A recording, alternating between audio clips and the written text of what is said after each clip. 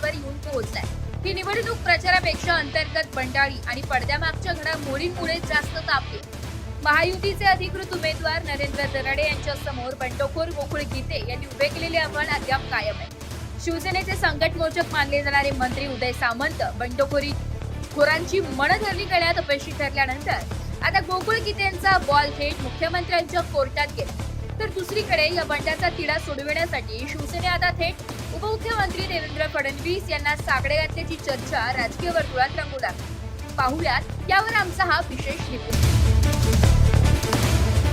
नाशिक विधान परिषदेच्या जागेवर महायुतीचा विजय सुकर मानला जात होता, पण गोकुळ गीते यांच्या बंडखोरीने संपूर्ण चित्रच बदलून टाकले।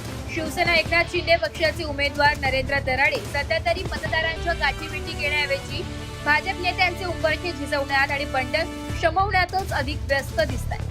बंडखोरांची माघार घडवून आणण्याची जबाबदारी मुख्यमंत्री एकनाथ शिंदेंनी मंत्री उदय सामंत यांच्यावर